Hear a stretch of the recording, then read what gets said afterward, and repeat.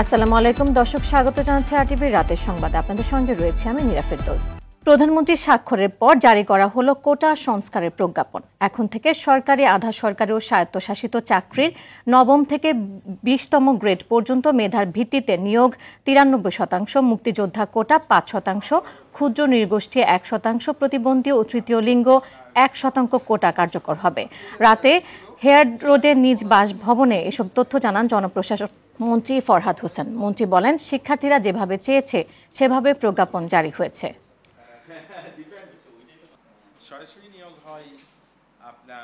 মেধা 93% আর 7% অন্যগুলো তো সে কোটা। তো সেক্ষেত্রে সেভাবেই হাইকোর্ট যেভাবে, উচ্চ আদালত যেভাবে বলেছে, মহামান্য আদালত ঠিক সেভাবেই কিন্তু আমাদের প্রজ্ঞাপন সেভাবেই জারি হবে। আমাদের শিক্ষার্থীরা যেভাবে ঠিক চেয়েছে, মাননীয় প্রধানমন্ত্রী ইতিমধ্যে বলেছেন যে হাইকোর্ট ঠিক সেভাবে রায় দিয়েছে। শিক্ষার্থীরা নয়, জঙ্গি কায়দায় গেল কয়েকদিনে সারা দেশে সহিংসতা করেছে বিএনপি জামায়াত, এমনটা জানিয়ে প্রধানমন্ত্রী শেখ হাসিনা বললেন, দোষীদের কোনোভাবেই ছাড় দেওয়া হবে না।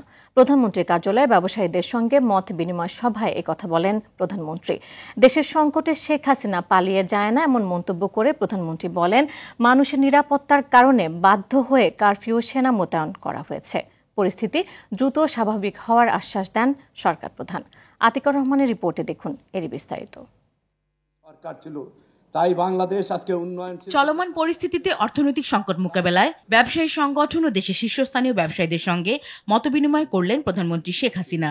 এ সময় তিনি বলেন, যেসব প্রতিষ্ঠানের উপর নির্ভর করে দেশের উন্নয়নের চালিকা শক্তি, সেসব গুরুত্বপূর্ণ স্থাপনায় পরিকল্পিতভাবে শিবিরের জঙ্গিরা হামলা করেছে, আর তাদের সঙ্গী হয়েছে বিএনপি। পুলিশ হত্যা করে ঝুলিয়ে রাখা আওয়ামী লীগের, আমাদের গাজীপুরের, তাকে হাসপাতাল থেকে টেনে বের করে মেরে গাছের সাথে ঝুলিয়েছে। যে কটা ভবন আমরা তৈরি করছি, একটা বেজা অফিস থেকে শুরু কোনোটাই বাদ যায়নি, হামলা করেনি, আগুন দেয়নি। উদ্দেশ্যটা কি? এখানে শিবির পরিকল্পিতভাবে প্ল্যান করে, দীর্ঘদিন থেকে প্ল্যান করেই তারা এসেছে। বিএনপি সম্পূর্ণ মদত দিচ্ছে। আমার প্রশ্ন, এরাই যে এত কিছু করছে, অর্থ সরবরাহ কারা করছে? এই দুর্বৃত্ত শিবির, জামাত এবং বিএনপির যারা সন্ত্রাসী, এদের বিরুদ্ধে যথাযথ ব্যবস্থা নিতে পারবো। এবার অত সহজে ছাড়া হবে না। প্রধানমন্ত্রী বলেন, নাশকতা ঠেকাতে জানমালের নিরাপত্তায় সেনা মোতায়েন করা হয়েছে। পরিস্থিতি বুঝে পরবর্তীতে জেলা ভিত্তিক কারফিউ শিথিল করা হবে। আমাদের অনেকে বলতে চেষ্টা করে ছাত্রদের বিরুদ্ধে আর্মি নামানো। আমি রাজনীতি করে, ছাত্র রাজনীতি করে এসেছি। আমাদের শেষ চেষ্টা করি রাজনৈতিকভাবে সমাধান করতে, তারপর আর্মি নামাতে আমরা বাধ্য হয়েছি। কারফিউ দিতে আমরা বাধ্য হয়েছি মানুষের জানমাল রক্ষা করার জন্য। কারণ আমি তো কখনো এটা চাইনি। কারণ আমি যখন 81 সালে দেশে ফিরে আসি, প্রতি রাতে কারফিউ ছিল। জিয়াউর রহমান যতদিন দেশ চালিয়েছে, রোজই কারফিউ। দেশের সংকটময় পরিস্থিতিতে ব্যবসায়ীদের ঐক্যবদ্ধ থাকার আহ্বান জানিয়ে প্রধানমন্ত্রী বলেন, দেশের ভাবমূর্তি যাতে নষ্ট না হয় সেদিকে নজর দিতে হবে। 2009 থেকে এই পর্যন্ত দেশটাকে ওটুকু তুলতে পেরেছে বলে আজকে সেইটাকেই ধ্বংস করা হচ্ছে। শেখ হাসিনা পালিয়ে গেছে, শেখ হাসিনা নাই, শেখ হাসিনা চলে গেছে, শেখ হাসিনা পালায় না। ফ্রান্সে যাওয়ার কথা, ব্রাজিলে যাওয়ার কথা আমি ক্যান্সেল করে দিয়েছি, যে আমার দেশের এই ক্রাইসিসে আমি যেতে পারবো না। তা আপনাদেরকে এই জন্যই আমি ডাকছি, যে আপনাদের ভিতরে যেন কোনো হতাশা না আসে। আমার দিক থেকে সব রকম সহযোগিতা আপনারা পাবেন। ব্যবসায়ীদের দাবির প্রেক্ষিতে ডেটা সেন্টার পুনরুদ্ধার হলে এবং পরিস্থিতি নিয়ন্ত্রণে এলে ইন্টারনেট সংযোগ চালু, যোগাযোগ ব্যবস্থা ও বিভিন্ন প্রতিষ্ঠান চালু করা হবে বলে জানান প্রধানমন্ত্রী। আমি ক্ষমতা এসেছিলাম দেশটাকে উন্নত করতে। আতিকা রহমান, আরটিভি, ঢাকা। যারা স্বাধীনতায় বিশ্বাস করে না, তারা সরকার পতনের টার্গেট নিয়ে নাশকতা চালিয়েছে বলে মন্তব্য করেছেন প্রধানমন্ত্রী বেসরকারি শিল্প ও বিনিয়োগ উপদেষ্টা সালমান এফ রহমান।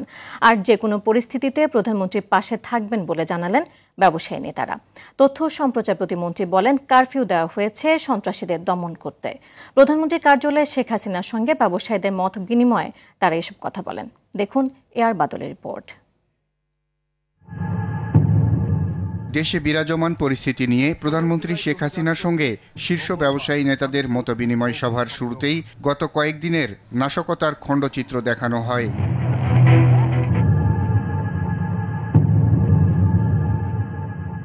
নাশকতা নিয়ে শুরুতেই বক্তব্য রাখেন তথ্য ও সম্প্রচার প্রতিমন্ত্রী। সরকার এবং ছাত্রদের যে অবস্থান, তার বাইরে একটি তৃতীয় পক্ষ ঢুকে পড়েছে এই তৃতীয় পক্ষ অগ্নি সন্ত্রাস এবং জঙ্গি কায়দায় আক্রমণগুলি করছে। তো কাদের রাজনৈতিক যে উদ্দেশ্য হাসিলের হাতিয়ার কাদের? এই জামাত এবং শিবির, এটা আজকে পরিষ্কার। প্রধানমন্ত্রীর বেসরকারি শিল্প ও বিনিয়োগ বিষয়ক উপদেষ্টা বলেন, স্বাধীনতা বিরোধীরাই কয়েকদিন দেশে নাশকতা চালিয়েছে। ছাত্ররা এখানে কোনো আন্দোলন করছে না। এই আন্দোলনটা কিন্তু আসলেই এমন বড় একটা ষড়যন্ত্র করা হয়েছে যে এটা সরকার পতন করার একটা আন্দোলন ছিল। এ সময় ব্যবসায়ীরা বলেন, জানমালের ক্ষতি রক্ষায় কারফিউ আরও আগে দেয়া উচিত ছিল। যারা নাশকতার সাথে জড়িত তাদের আইনের আওতায় আনার দাবিও জানান ব্যবসায়ী নেতারা। বঙ্গবন্ধুকে আমরা খুন করে ফেলেছি, ওনার কন্যাকে মারতে পারলে আমাদের স্বার্থ হাসিল হবে, সেটাই উদ্দেশ্য ছিল এখানে।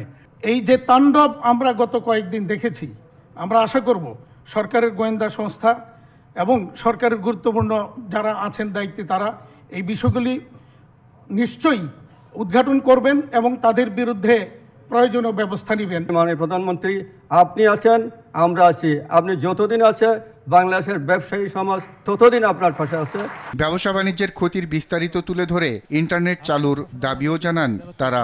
বাংলাদেশে প্রায় 2 কোটি মানুষ যারা দিন আনে দিন খায়, তাদের অবস্থাটা কি? আজকে 10 দিন 12 দিন যাবৎ কার্যত তারা অবরুদ্ধ। আপনি ক্রাইসিস ম্যানেজমেন্টের মাস্টার কি?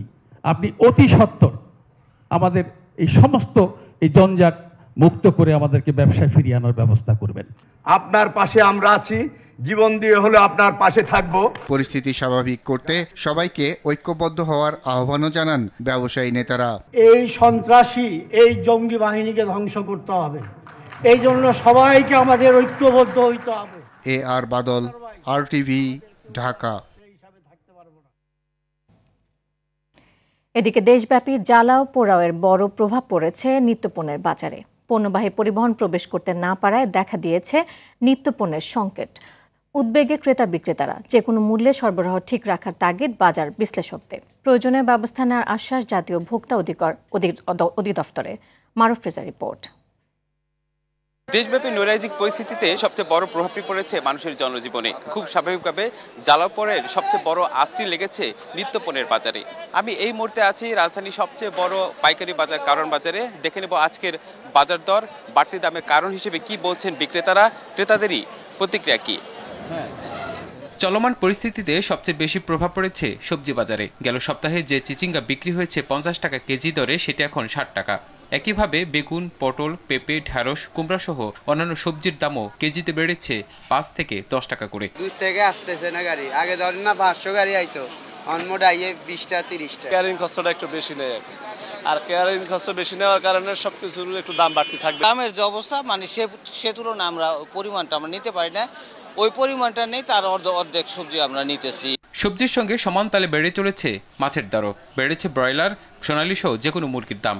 মিনিকেট, নাজির শাইল কিংবা আটাশের দাম কেজিতে 2 থেকে 5 টাকা বাড়লেও একটি বেশি ব্যবধানে বেড়েছে মোটা চালের দাম। বাজারে তো বিক্রি হইতেছে না, মানুষ আইতে পারলে না বিক্রি হইব। আবার মাছ যদি আসতো তাহলে মাছের দামও কম হইতো। রিক্সে কেউ মাল আনে না, তো রিক্স না, মালটা লই আইতে যদি গাড়ি হাতে উপর আইতে। শান্তিভাবে চলক দেশ, যেভাবে সরকারেরও সমালোচনা করতে হবে, পাবলিকেরও সমালোচনা করতে হবে, যাতে কোনোভাবে কোনো সহিংসতা না হয়, কোনোভাবে কোনো মায়ের বুক খালি না হয়, এটা আমরা অবশ্যই চাই। বাজার দরের এমন অবস্থা কাটাতে পণ্য সরবরাহ নিশ্চিত করার পরামর্শ দিচ্ছেন এই বাজার বিশেষজ্ঞ।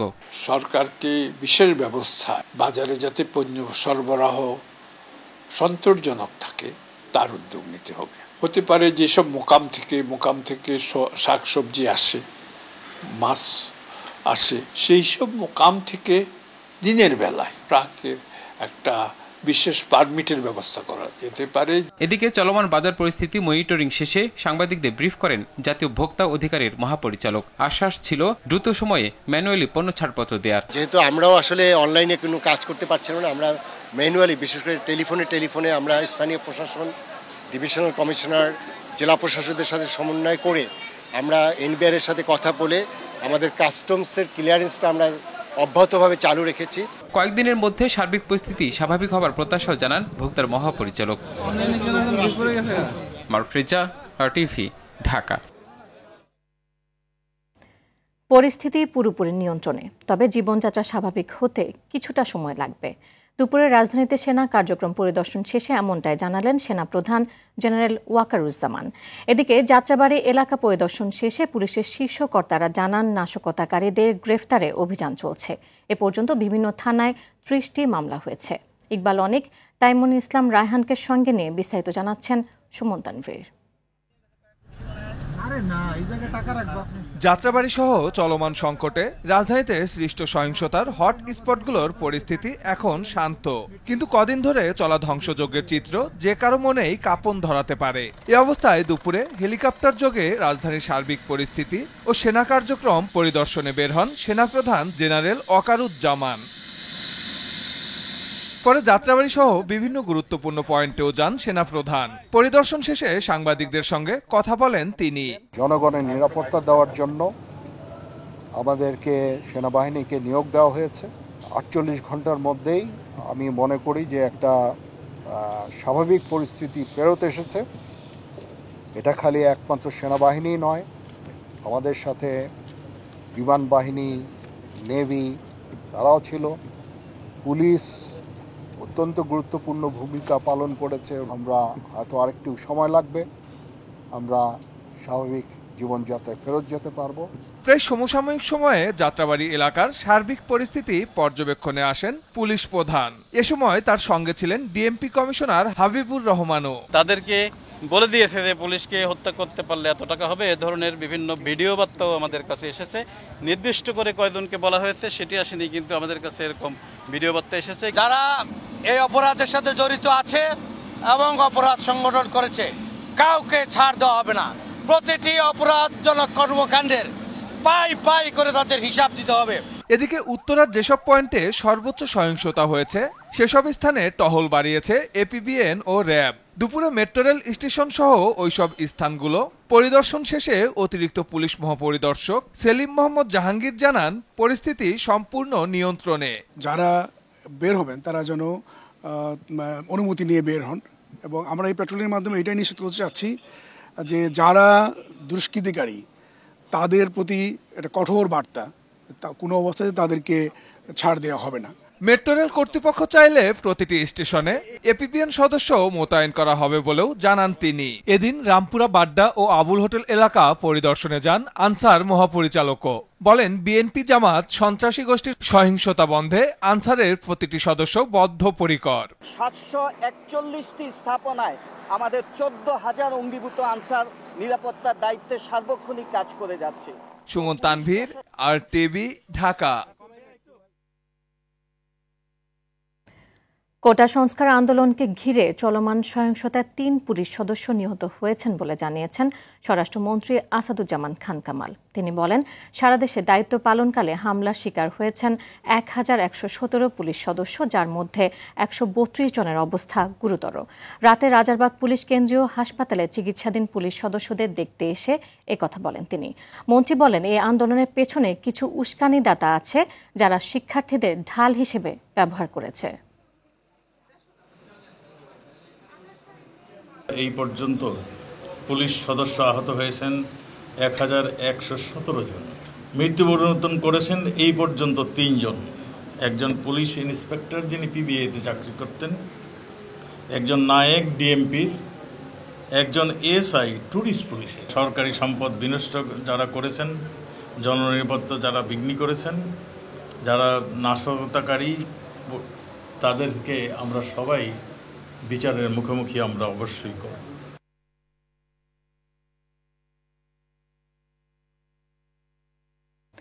সারা দেশে অনির্দিষ্টকালের কারফিউর 3য় দিনে রাজধানীর বিভিন্ন স্থানে সিভিল প্রশাসনের অধীনে দায়িত্ব পালন করেন সেনাবাহিনীর সদস্যরা। গুরুত্বপূর্ণ স্থানে বিশেষ নজরদারির পাশাপাশি রাস্তায় তল্লাশি চৌকি বসিয়ে চলাচল নিয়ন্ত্রণ করা হয়। বিজিবি, পুলিশ ও আনসার সদস্যরাও আইন শৃঙ্খলা পরিস্থিতি নিয়ন্ত্রণে মাঠে ছিলেন। কারফিউর আওতামুক্ত জরুরি সেবা ছাড়াও পাস ব্যবহার করে চলাচল করেন অনেকে। দুপুর 2টা থেকে বিকেল 5টা পর্যন্ত কারফিউ শিথিল থাকার সুযোগে প্রয়োজনীয় কাজ সারেন সাধারণ মানুষ।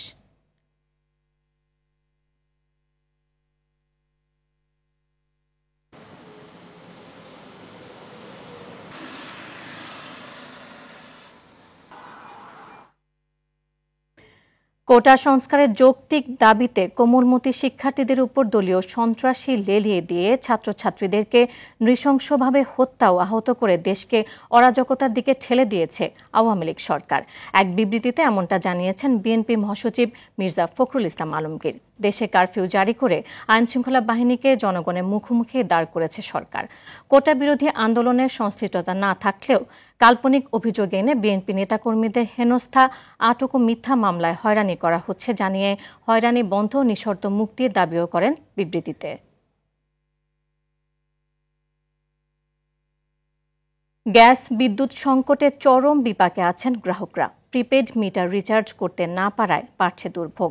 এদিকে সাম্প্রতিক সহিংসতায় 1000 কোটি টাকার ক্ষতি হয়েছে উল্লেখ করে শিগগিরই পরিস্থিতি স্বাভাবিক হবে বলে জানিয়েছেন বিদ্যুৎ ও জ্বালানি প্রতিমন্ত্রী নসরুল হামিদ। আশিকুল আলম জানাচ্ছেন বিস্তারিত। কোটা সংস্কার আন্দোলনকে কেন্দ্র করে চলা সহিংসতার জেরে বন্ধ রয়েছে ইন্টারনেট সেবা। ফলে রিচার্জ করা যাচ্ছে না বিদ্যুৎ ও গ্যাসের প্রিপেড মিটার। এতে করে গ্যাস বিদ্যুৎ সংকটে চরম অস্বস্তিতে আছেন গ্রাহকরা। যারা ফ্যামিলিতে আছে, বাচ্চা কাচ্চা আছে না, এখন হঠাৎ করে যদি বিদ্যুৎ চলে যায় সেটা সমস্যা না।